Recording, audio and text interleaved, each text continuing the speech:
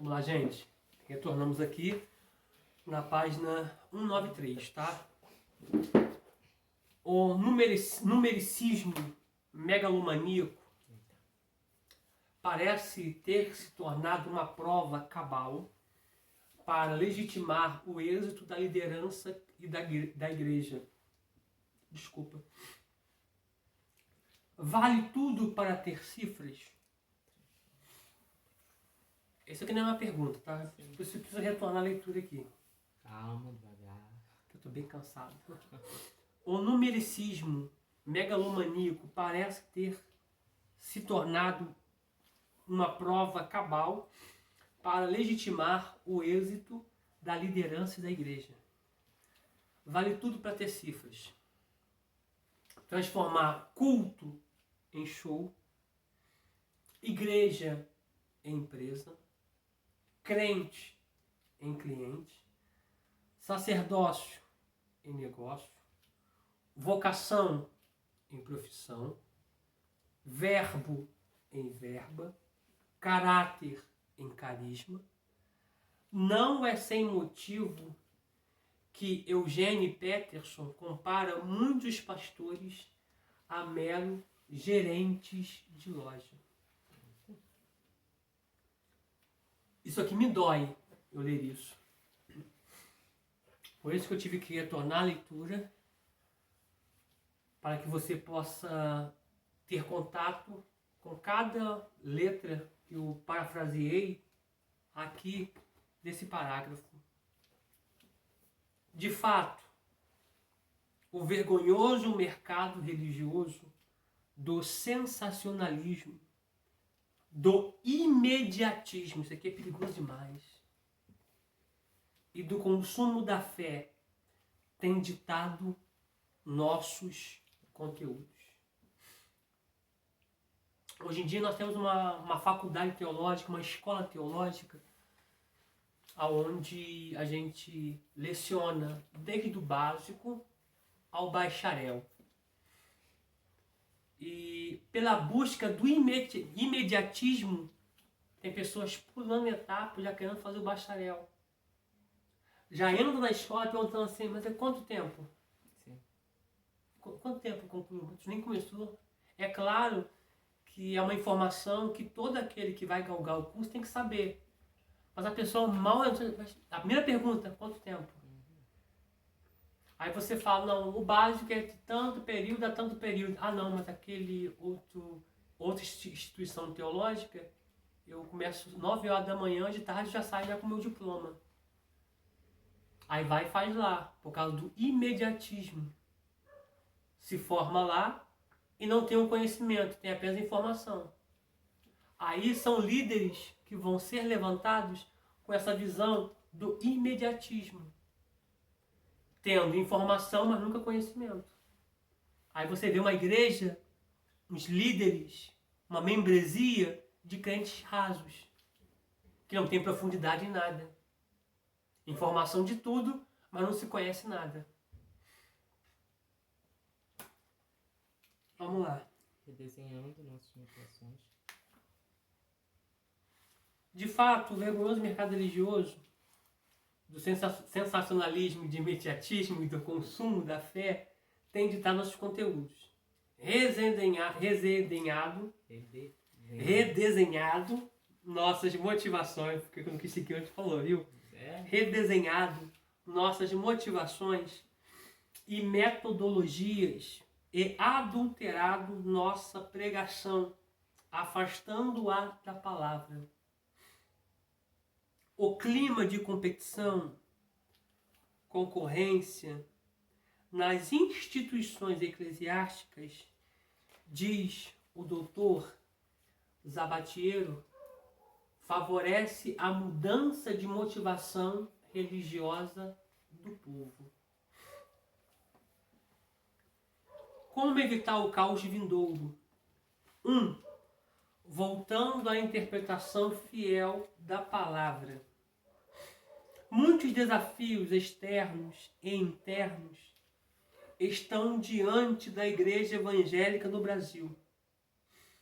E para superá-los é mister uma volta urgente à palavra de Deus. Uma sólida fundamentação bíblica e teológica. A igreja dificilmente, vou repetir, sem sólida fundamentação bíblica e teológica, a igreja dificilmente conseguirá confrontar e vencer os vários e perniciosos pressupostos do pós-modernismo. Então isso aqui, gente, a gente precisa ligar a nossa luz amarela de alerta, porque isso aqui é preocupante. Porque a igreja odierna, sem uma sólida fundamentação teológica, sem uma base sólida teológica, dificilmente vamos vencer essa era pós-moderna. Porque se você vê esse quadro que eu citei aqui acima, sobre culto show, igreja empresa, é o quadro de muitas igrejas. A igreja está cada dia parecida com o mundo. Porque a gente pode fazer assim, vai agir dessa forma, desse jeito, para poder atrair. Não, gente. O que faz as pessoas vir e ser atraídas é Cristo. É o pasto, é a palavra. Né? Porque ele que nos leva a pastos verdejantes. Se o pasto for bom, a ovelha não pula cerca. A ovelha não sai da cerca. O que falta é uma base teológica sólida para que a igreja possa vencer essa era pós-moderna. E de certo terá dificuldades para contornar suas crises e distorções internas, também caracterizadas pela corrupção na motivação pessoal e ministerial de determinados líderes evangélicos, que, em nome da expansão numérica, deturpam os textos sagrados para ancorar suas pregações e praxes espúrias, atrair o povo, mantê-lo cativo e se apropriar de seus recursos. Isso aqui é preocupante, porque visando essa soma numérica, os líderes vão deturpar, distorcer a palavra para poder se apropriar de pessoas. Para que, dentro daquilo que eles deturpam dos textos sagrados, possam fazer com que o povo fique cativo a eles. E eu costumo dizer, quando você é desprovido de conhecimento bíblico, você se torna refém de tudo aquilo que você ouve. Observa, Cristo nunca se preocupou com quantidade numérica. Ele envia 70, Lucas 10, mas escolhe 12. Desses 12, ele seleciona 3. Ele vai ser assunto aos céus, ele manda o povo ficar no cenáculo. Os historiadores vão dizer que eram 500 pessoas que foram para o cenáculo. Quantos ficaram? Quantos persistiram? Só 120. Então ele nunca teve preocupado com soma numérica. Certa vez ele pregando a multidão em volta dele. Gente, se você ver a mensagem que Cristo estava pregando, cara, que mensagem top de se ouvir.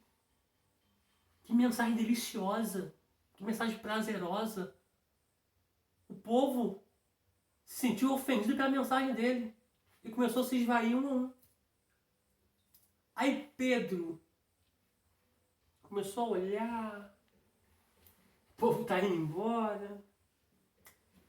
E essa visão que Pedro estava tendo de multidão, de soma numérica, automaticamente vai fazer com que ele confronte Cristo. Ô mestre, o povo está indo. povo está indo embora. Ué, Pedro, queres ir com ele? Pode ir também. Super educado. Super educado, né? Quer ir? Vai. Não peraí, gente, não vai não, vou mudar, fica tranquilo, desculpa, me perdoa, né? Se a palavra ofendeu vocês, Pedro, chama o pessoal de volta aí, Tiago, vai lá, vamos mudar, André, vamos? Não, ele não muda a mensagem. Simplesmente ele diz assim educadamente, que aí vai também. Aí Pedro vai pegar essa visão de Cristo, que não é preocupado com quantidade numérica. Mas peraí, Senhor, eu vou ir com eles pra quê? Se só tu tem palavra de vida eterna. Gente, por mais duro que seja, é palavra de vida eterna. Então, hoje os líderes estão preocupados com a grande massa, com a multidão. Mas Cristo nunca se preocupou com a multidão. Para tu ver que Gideão tinha 32 mil. 32 mil, gente, é muita gente. Mas por exército que Gideão iria enfrentar era quase nada. Deus olhou e falou, tem muita gente contigo. Não me ilude com isso aí não. Senhor, o exército é grande, eu estou com 32 mil aqui. Não, fala o seguinte, tem muita gente aí. Ele peneira, até ficar quantos? 300. Porque Deus nunca se deixou se levar por multidão. Multidão engana o povo. Ilude o povo. Estou falando que toda igreja que está cheia está iludindo o povo, não, pelo amor de Deus. Estou falando que quando você tem igreja lotada, rapaz, não. Nem todos os lugares que estão cheios têm a palavra de Deus. Tá? Mas automaticamente, isso não enche os olhos de Deus. Deus nunca se preocupou com multidão, com quantidade, sim com qualidade. Porque ele vai selecionar, só vão 300 com Gideão. E quem vence a guerra são os 300.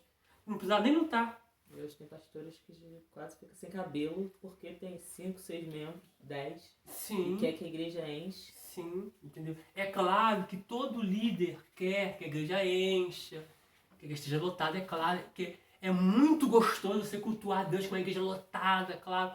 Só que o principal, gente, é cultuar a Deus aonde tem a presença dele. Eu já fui em lugar onde a igreja está lotada, mas tu não sentia a presença de Deus. Já fui em lugares que está vazio de pessoas, mas cheios de Deus. Entendeu? Então, eu estou contando para você que valorize qualidade, não quantidade. Que a quantidade vão vir depois que você valorizar a qualidade. Isso é consequência. Tá bom? Prossigamos aqui. 194. Obrigado, minha flor. Agora vou te seguir, né? Pra te seguir, viu?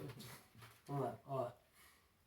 Não há dúvida de que a igreja precisa de urgente retorno ao conhecimento e prática do livro de Deus.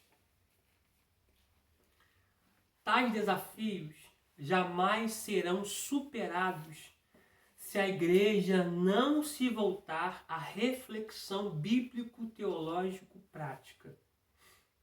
Pega isso aqui. Bíblico-teológico-prática.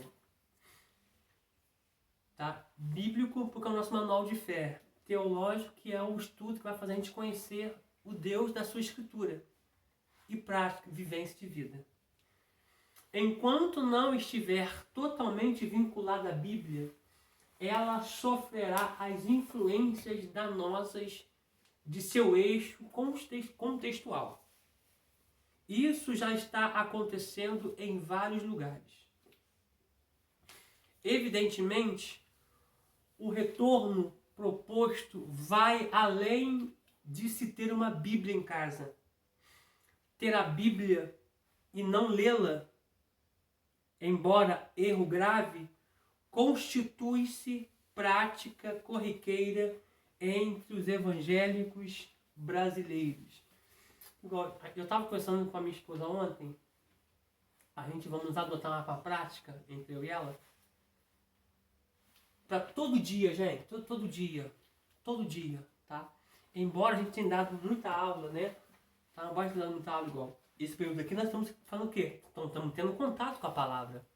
Estamos já se alimentando a nossa alma. Mas o dia que não tiver aula, a gente procurar fazer algo para se envolver mais com Deus. Por quê? Porque o meu corpo espiritual precisa de alimento espiritual, que só a palavra tem.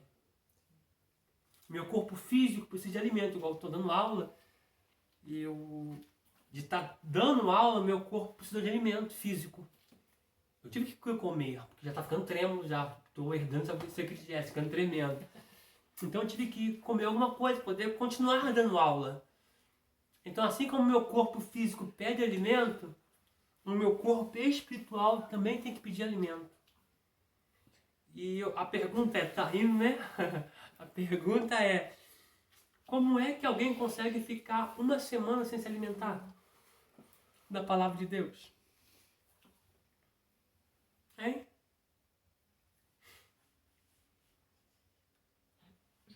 Ó, Charles Spurgeon declarou num sermão: não sois leitores da Bíblia. Vocês afirmam que tem uma Bíblia em casa. Porém, quando foi a última vez que a leram? Como sabem que os óculos que perderam há 3 anos atrás não estão na mesma gaveta da Bíblia? Não basta apenas ter a Bíblia em casa, no carro, no trabalho. É necessário conhecê-la e praticá-la fielmente. Quer ver? Abra comigo, por favor. Isso é forte, né? João capítulo 5. Deixa eu pegar o versículo aqui. Evangelho de Jesus, segundo escreveu João capítulo 5. Se não me engano, é o 39 e o 40. Deixa eu ver se é isso mesmo. 5. Evangelho de Jesus, segundo escreveu João. É o versículo 39, isso mesmo, ó. 39.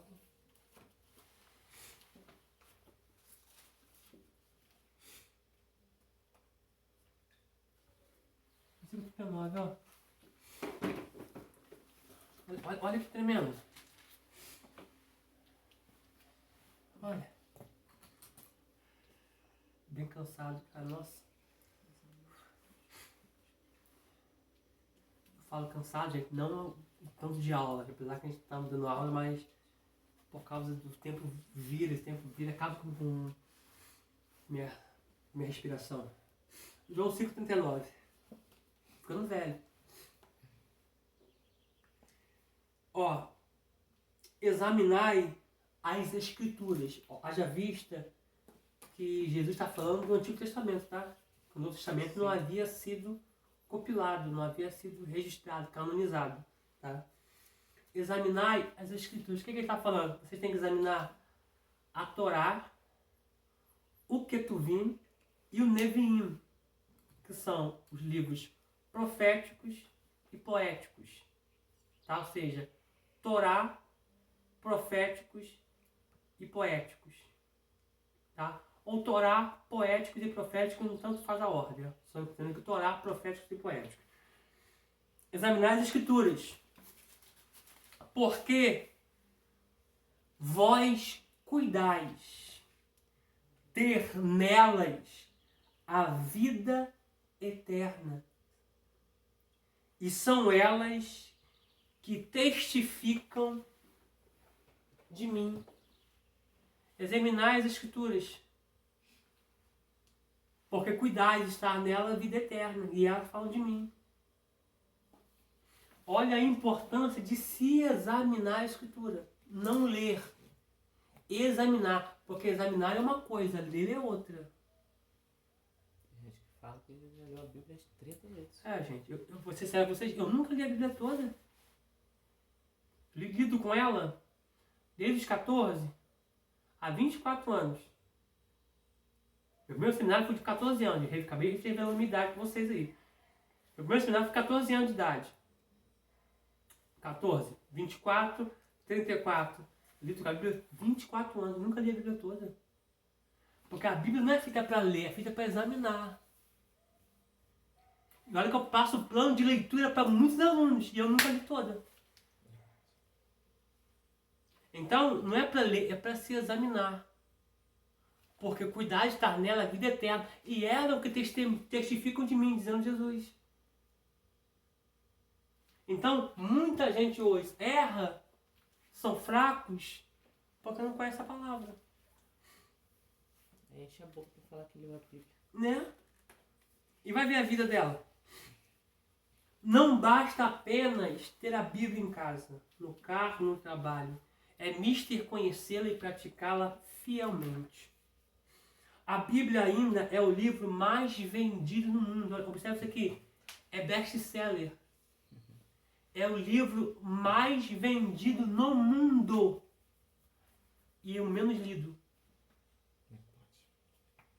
É o mais vendido e o menos lido. A pessoa tem um prazer de comprar na livraria, mas não tem o mesmo prazer de ler. Compra e deixa ela aberta no Salmo da Poeira.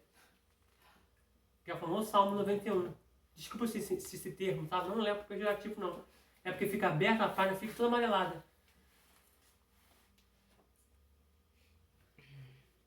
Isto não significa, porém, que a civilização pós-moderna a conhece bastante.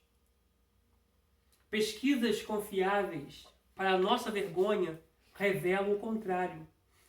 Apesar de não existir no Brasil uma pesquisa recente para averiguar o nível de nosso conhecimento bíblico, afirmo que não somos leitores e praticantes exemplares da Bíblia. Há cerca de 10 anos, a Sociedade Bíblica do Brasil, que é a SBB, num levantamento feito, revelou 60% dos evangélicos nunca leram o Novo Testamento integralmente. Isso aqui eu já li, tá, gente? O Novo Testamento já li, mas falar que eu li a Bíblia toda, não. O Novo Testamento já li, tá? George Barna, célebre pesquisador, mostrou que a situação dos evangélicos nos Estados Unidos não é diferente. Numa pesquisa realizada em 2005, descobriu-se que